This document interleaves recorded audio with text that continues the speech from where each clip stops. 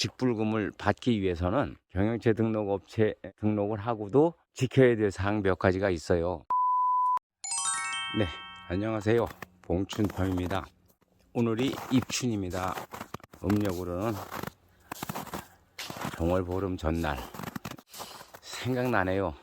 정월보름 전날 밤에 밥 오곡밥 9그릇 먹고 뗄나무 9찜 하는 풍습도 있었고 행사가 좀 많죠. 좀 이제 편안한 해가 됐으면 싶은 생각이네요.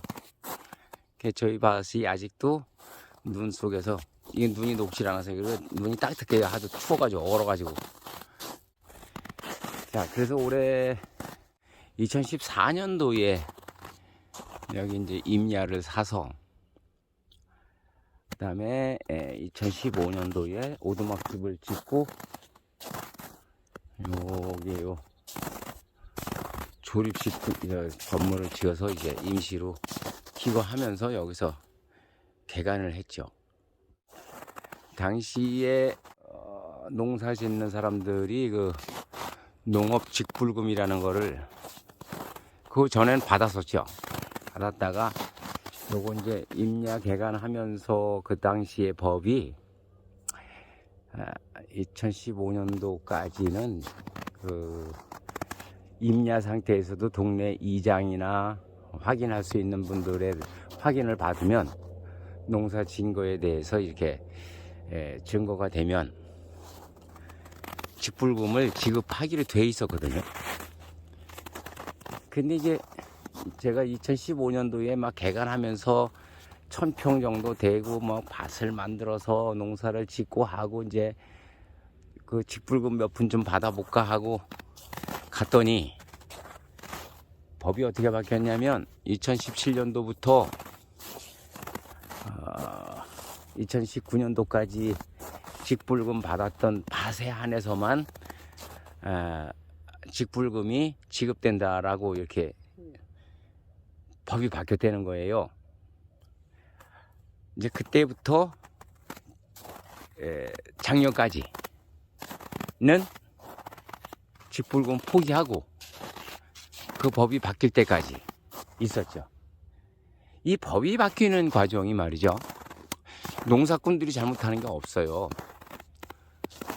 공약한 대로 지켜지질 않고 그리고 금배지를 달고 나면 다른 생각들이 있어요. 그런데 다른 생각도 있는데다가 또 하나 그 중에 누가 이상한 짓을 해가지고 자격도 없는 사람들이 직불금을 받아 먹으니까 그 몇몇 사람들 때문에 법을 바꿔요.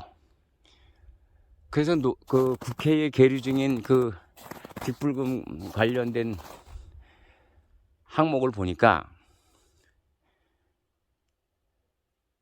그때 농사 지었던 그 부분에 대해서 없어지질 않고 이제 그 2017년도, 2019년도 사이에 직불금을 받았던 밭 이외에는 직불금을 지급할 수 없다라고 된 항목이 계속 계류 중이고 유지됐었어요.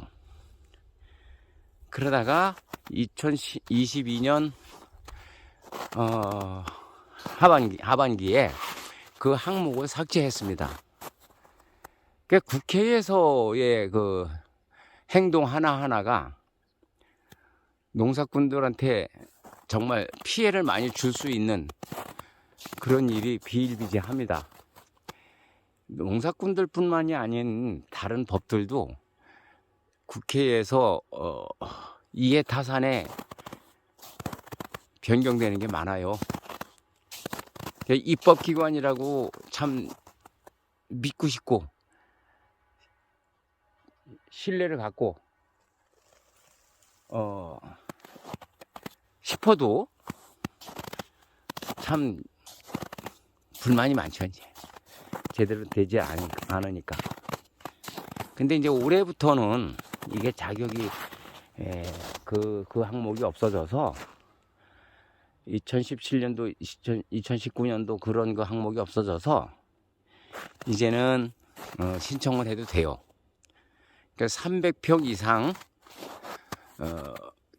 되는 분들은 경영 등록, 농업 경영 등록을 해서 경영체 등록을 해서 자격 요건을 갖추고 다른 내 땅은 없어도 다른 분들한테 임대 계약을 해서 300평 이상만 되면 가입이 되죠. 그리고 농협에 가입을 해 놓고 나서 올해 신청을 하게 되는 아마 연락이 올 거예요. 신청하라고. 그러면 직불금에 대해서 신청을 하시면 돼요. 뭐 다른 거 없어. 경영체 등록 업체에서 이런 자격 요건이 완화가 되면 아니면 변동이 있으면 이제 읍면동 사무소 이렇게 연락이 가죠. 그럼 거기서 연락이 올 거예요. 뭐 각 반의 반장을 통해서라든가 이제 연락이 오죠. 그러면 300평 이상 뭐를 짓는다라는 그 확인서 다 체크하고 또 종전에 농사 지었던 것도 확인받고. 그런데 이제 그 직불금을 받기 위해서는 경영체 등록업체에 등록을 하고도 지켜야 될 사항 몇 가지가 있어요. 뭐 간단하게 예를 들면 농업 일지를 쓴다거나, 그다음에 폐비니를 동네 마을에 관해 수거를 같이 해서 한다거나, 이제 그런 그 협조 차원이죠. 그렇게 안 하면 이제 거기도 뭐 몇 프로 깎인다 그러고, 그다음에 이 하우스도 이렇게 닭장을 지은 거는 해당이 안 된다. 저렇게 창고 같은 거 지어놓으면 거기 다 뺀다. 그건 뭐 필수 사항이니까 그런 건 따르는 게 좋고요.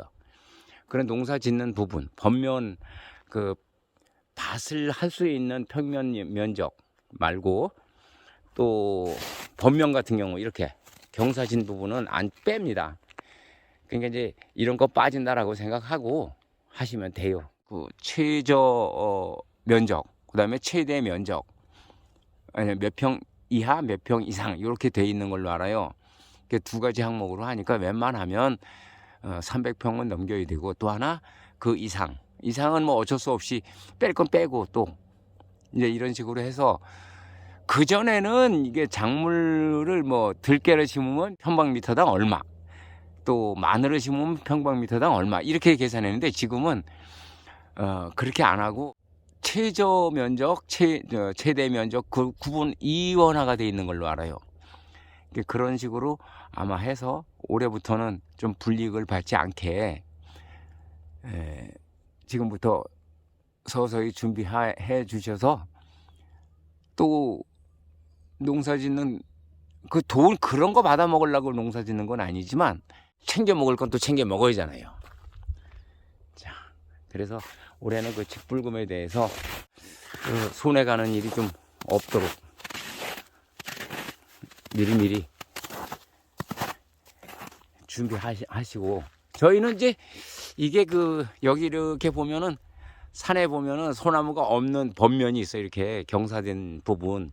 요거는 전이지만 이게 해당 사항이 안 돼요. 그래서 요런 데는 이제 번면에 우리가 약초 심는다고 해서 요만큼 해놓은 거야. 이게 이런 식으로 큰 소나무 밑에 있는 거 이런 걸 좀 잘라야 되는데, 올해 이제 내가 일이 좀 많죠.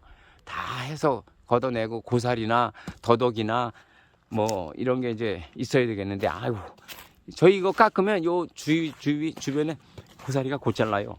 이런 거는 밭에서 심은 고사리보다 산에서 나오는 거를 연하게 뜯어서 또 밥상에 올라가면 좋죠.